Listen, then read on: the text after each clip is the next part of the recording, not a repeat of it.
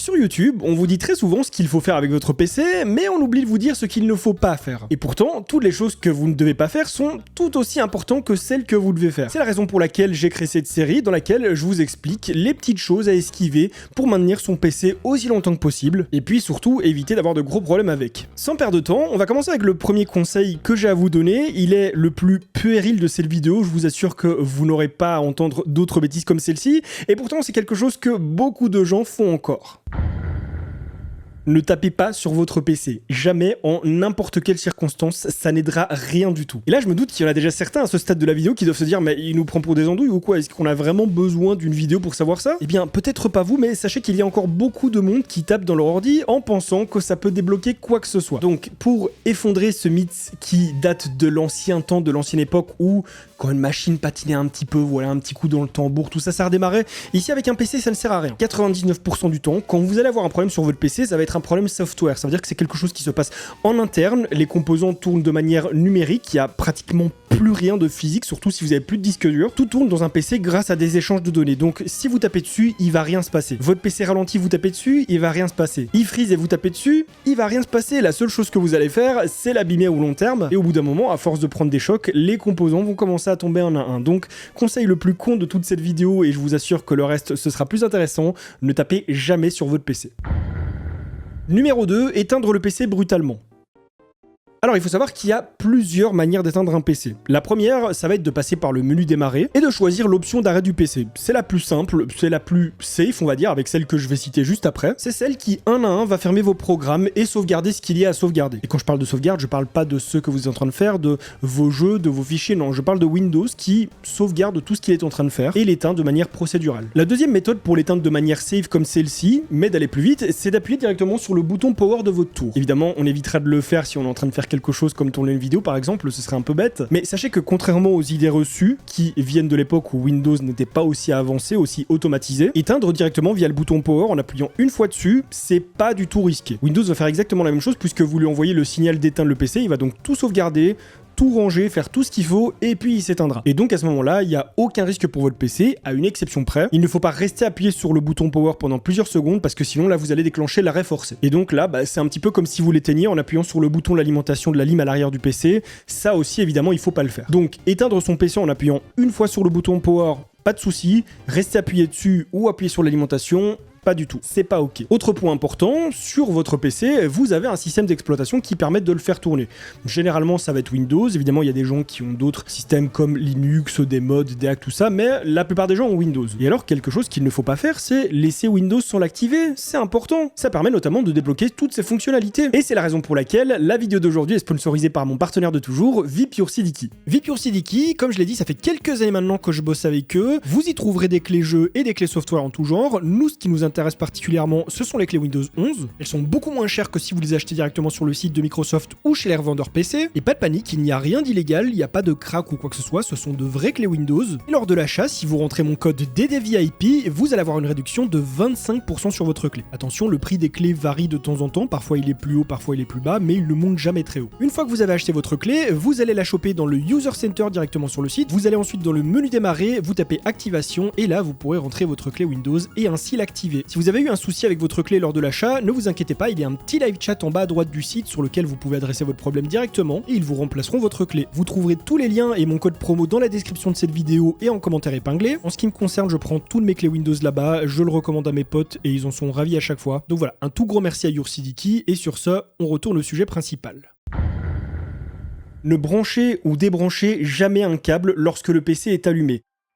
Pareil pour les composants, ne retirez ou n'ajoutez jamais un composant lorsque le PC est allumé. Un câble d'alimentation, ça se retire très facilement d'une carte mère, d'une carte graphique, une barrette de RAM, ça s'enlève, ça se remet tout aussi facilement. Et donc, il y a des gens qui ont tendance à croire que, étant donné que c'est aussi facile, on peut le faire comme ci, comme ça, quand le PC est allumé sans aucune répercussion, alors que pas du tout. Tout ça, c'est banni, c'est proscrit, c'est complètement interdit. Il faut le faire quand le PC est éteint, de préférence avec la lime éteinte et débranchée si possible, mais surtout pas allumé parce que vous risquez plein de problèmes, notamment des courts-circuits. Point numéro 4, dans la mesure du possible, on évite de laisser son PC à même le sol. Surtout si on est dans un endroit qui brasse beaucoup de poussière, si on a des animaux, des chiens, des chats qui muent, qui perdent leurs poils. Parce que au plus ils sont proches du sol, au plus ils vont ramasser toute la poussière qui tourne autour. J'ai fait une vidéo sur l'entretien du PC il y a pas si longtemps que ça qui explique pourquoi c'est pas bon d'avoir un PC qui est crado. Et bon je sais que c'est pas possible pour tout le monde de mettre le PC sur le bureau par manque d'espace, manque de place, mais il y a d'autres petites alternatives. Un petit plateau surélevé, sur roulette ou quoi, quelque chose qui juste surélève le PC un petit peu du sol. Ça aidera déjà beaucoup et après vous le mettez en dessous du bureau, mais voilà, pas directement au sol si possible. Lorsque vos écrans sont sales, évitez de les nettoyer avec des nettoyants pour vitres ou alors des lingettes multi-usages, tout simplement parce qu'en fait, il y a souvent un film de protection par-dessus l'écran, par-dessus la dalle, et ce film de protection réagit très mal à la plupart des produits, ce qui fait que ça peut faire des rayures, ça peut faire même des traces qui vont apparaître, quelque chose qui va rendre un petit peu plus mat l'endroit où vous avez nettoyé. Ça n'arrive pas dans tous les cas, mais ça arrive et j'ai pu voir des exemples, et croyez-moi, quand vous payez un écran, vous n'avez pas envie que ça arrive. Et la solution à ça, ça va être soit d'utiliser des produits qui sont vendus pour nettoyer les écrans, ça coûte pas bien cher, ou alors la solution encore un peu moins chère, c'est d'utiliser de l'eau distillée. Une petite microfibre et voilà, vous pouvez nettoyer votre écran sans risquer de laisser des traces permanentes dessus. Avoir un beau setup, c'est génial. Avoir un beau PC, c'est tout aussi génial, bien pimpé, bien customisé comme on aime. Mais j'en vois beaucoup qui mettent des figurines en plastique, qui mettent de la fausse végétation dans leur PC. Et pour plusieurs raisons, c'est pas le top de faire ça. L'une des raisons, qui en soi sera plus ou moins importante en fonction de comment vous allez procéder, c'est qu'en mettant un objet en plein milieu de votre PC, là où l'air normalement devrait circuler, vous allez casser l'airflow. Dans un PC avec un airflow classique, le flux d'air le plus important va être l'horizontal, celui qui est donc créé de l'avant jusqu'à l'arrière du PC. Et en fait, si vous mettez quelque chose en plein milieu, vous allez casser ce flux d'air. Évidemment, quand je dis casser ce flux d'air, ça veut pas dire que vous allez créer un mur qui fait que l'air ne veut plus passer, mais juste que vous allez faire en sorte que l'air se disperse un peu plus dans le PC, rebondisse un peu plus sur les parois partout. Et c'est là que l'air peut justement se perdre et créer des petites accumulations. Évidemment, l'importance de cette cassure va dépendre de l'objet que vous allez mettre, de sa taille, où vous allez le mettre aussi. Mais par exemple, les grosses figurines pop en plein milieu sur la carte graphique, je suis pas sûr que ce soit le plus adapté. Et la deuxième chose aussi, c'est que en fonction de la chauffe de votre carte graphique, sa backplate peut chauffer beaucoup aussi. Et donc, foutre un morceau de plastoc dessus, je dis pas que ça va sentir le cramer et que ça va fondre instantanément, mais à force et à force et à force, ça va fondre un petit peu. Elle pourrait très bien se déformer avec le temps et le dessous va vite s'incruster à la carte graphique. Quand vous allez tirer dessus pour l'enlever, vous allez avoir l'impression que c'est un petit peu soudé. Donc évidemment, ça c'est à vous de prendre vos précautions, de voir comment chauffe la backplate de la carte graphique. Et dans tous les cas, voilà, il y a beaucoup de manières de décorer un PC. Je pense que foutre une figurine ou même n'importe quel morceau de plastique dedans, c'est vraiment pas le plus adapté. 7e point, les ventilateurs. J'ai déjà vu des PC qui tournaient, qui fonctionnaient et où il y avait un ou plusieurs ventilos qui étaient à l'arrêt. Et c'est le genre de choses où pas mal de propriétaires de PC peuvent se dire si je vois pas de différence, si ça fonctionne, si ça tourne, pourquoi je devrais m'en soucier ou alors je le ferai plus tard, on verra. Je laisse ça pour demain. Évidemment, vous le savez, demain ça ne sera pas fait, le lendemain non plus, le surlendemain non plus, et au final on ne touche à rien parce qu'on se dit que ça fonctionne, donc pourquoi on va changer quoi que ce soit. Mais il faut savoir que ça peut avoir quand même des répercussions sur certains de vos composants. Lorsqu'il s'agit d'un des ventilateurs du boîtier, parfois c'est pas bien grave, c'est juste que l'airflow va être moins performant, et donc on aura peut-être un PC qui dans l'ensemble sera un petit peu moins refroidi, mais c'est pas bien grave. Par contre, quand il s'agit d'un ventilateur du water cooling, du ventirad ou de la carte graphique, il faut vraiment pas prendre ça à la légère. Il faut savoir que la majorité des composants qui sont dans votre PC, s'il n'y avait pas de ventilation hyper efficace, il fonctionnerait quand même, il s'userait juste un petit peu plus avec le temps, et donc mourrait plus vite, mais il y a deux autres composants, la carte graphique et le processeur, où il faut surtout pas rigoler avec la ventilation. La surchauffe, ça peut très vite arriver, surtout maintenant, on arrive en été, on commence à dépasser les 20 degrés par-ci par-là, que ce soit le processeur ou la carte graphique, c'est des composants qui peuvent très vite surchauffer, comme je l'ai dit, et la surchauffe, ça peut mener à plusieurs choses. La première, c'est que votre PC peut s'éteindre à tout moment. Normalement, si vous avez rien chipoté aux sécurités du BIOS,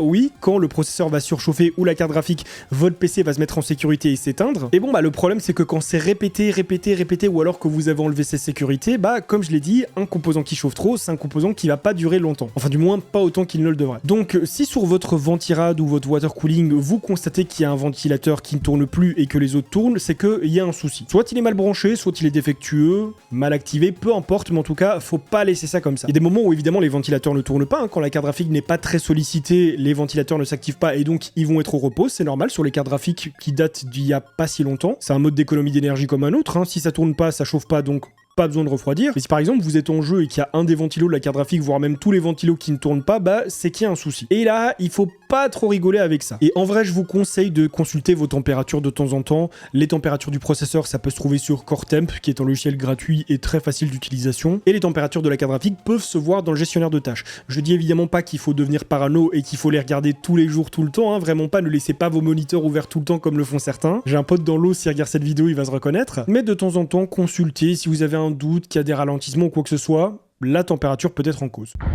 On évite de surcharger, de surremplir son disque dur ou SSD.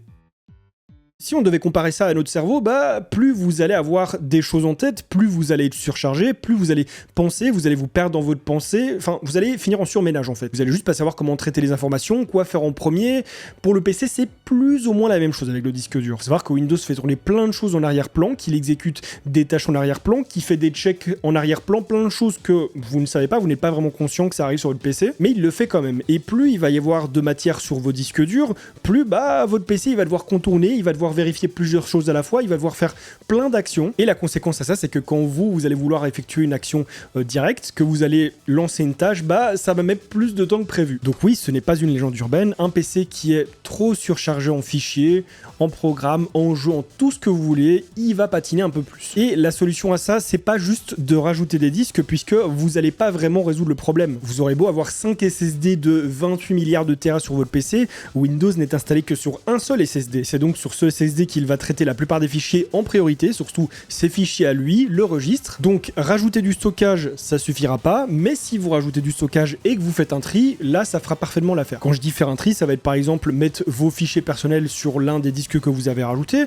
mettre tous vos jeux sur l'un des autres disques que vous avez rajouté, et si vous n'en avez rajouté qu'un, bah mettre un maximum de fichiers sur ce deuxième disque. Enfin, quand je parle de disque, je parle de SSD bien sûr, on n'est plus en 2010, mais vraiment l'idéal ça va être de laisser le disque dur principal, celui où est installé Windows, le plus, je dirais pas vide, mais le plus spacieux possible. De n'installer que les logiciels que vous voulez voir démarrer super rapidement et de laisser un maximum d'espace pour Windows. Et si vous n'avez pas la possibilité financière de rajouter des SSD, bah vous pouvez faire des petits nettoyages comme en supprimant les fichiers temporaires, en ne laissant pas tous vos jeux installés en simultané. Hein. Bon, si vous avez une connexion de merde, ça risque d'être compliqué, mais si vous avez quelque chose d'un petit peu solide et que vous pouvez télécharger facilement les jeux, bah quand vous utilisez pas trop un jeu, vous le supprimez, vous le déinstallez et puis vous le réinstallerez, etc. Voilà, un petit roulement entre vos jeux de sorte à ce que ça ne remplisse pas trop votre PC. Évidemment, pour supprimer tous les fichiers temporaires, les caches et compagnie, on évite les logiciels du style cache cleaner et même en fait éviter n'importe quel logiciel qui va toucher de trop à votre PC. Et c'est donc le point suivant de cette vidéo, évitez tous les logiciels qui ont trop de contrôle sur votre PC.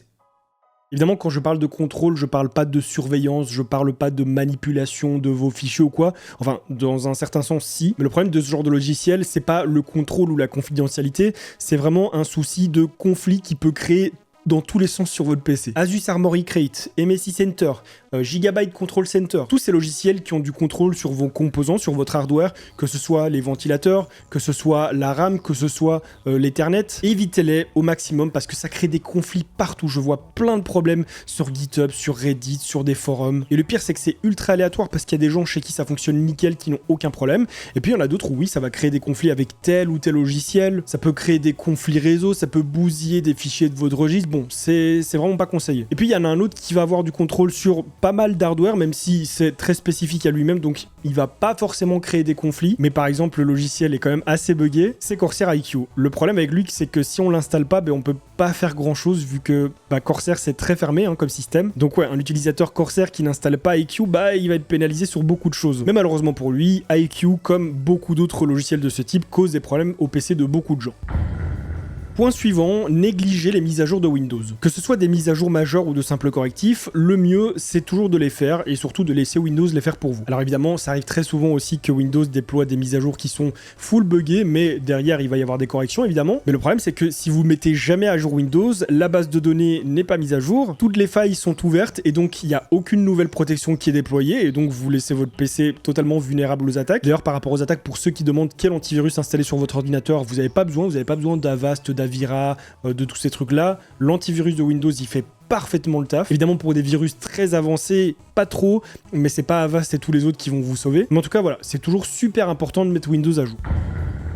Dernier point qui concerne la sécurité de votre PC, mais surtout la vôtre, faites vraiment attention sur quoi vous cliquez, les mails que vous ouvrez, ce que vous acceptez, que ce soit sur Discord, sur Twitter, sur Instagram, sur n'importe quel réseau social et beaucoup par mail. La fraude existe, elle est de plus en plus présente, de plus en plus efficace. Aujourd'hui, on peut vous faire croire n'importe quoi, on peut vous vendre n'importe quoi, on peut vous soutirer de l'argent super facilement juste en cliquant sur un lien. On peut traquer votre IP et à cause de ça, vous faire de chantage. Bref, il y a énormément de choses qui peuvent se passer si vous ne faites pas attention. Donc, quand vous recevez des emails, des messages privés sur les réseaux, sur Discord ou quoi, faites toujours super bien attention aux liens. Il y a des moyens d'ouvrir des liens de manière sécurisée sans que ça nique votre PC ou quoi que ce soit, sans que ça prenne vos informations. C'est avec les machines virtuelles, mais tout le monde ne sait pas comment s'y prendre, mais vraiment, regardez bien la gueule des liens que vous recevez, regardez bien la gueule des adresses email qui vous envoient des messages, demandez des avis autour de vous, sur des forums si besoin, mais ne cliquez pas sur n'importe quel lien. C'est vraiment super dangereux, ça peut bousiller votre PC, ça peut même vous bousiller la vie, donc faites gaffe. Je pense que j'ai un petit peu fait le tour. Si y en a parmi vous qui ont des petits conseils à donner comme ça à la communauté sur des choses à ne pas faire, n'hésitez pas à les mettre en commentaire de cette vidéo, l'espace est là pour ça. Il y a parfois des choses auxquelles je ne pense pas, ou alors des contextes, des situations que je ne connais pas, donc n'hésitez pas, ça peut aider beaucoup de gens. Je remercie encore une fois VPureSeedGeek qui a sponsorisé cette vidéo. Pour ceux que ça intéresse, les clés Windows à bas prix,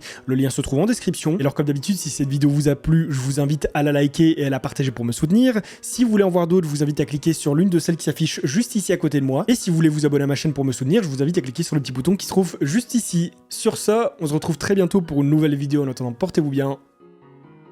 Bye les gens.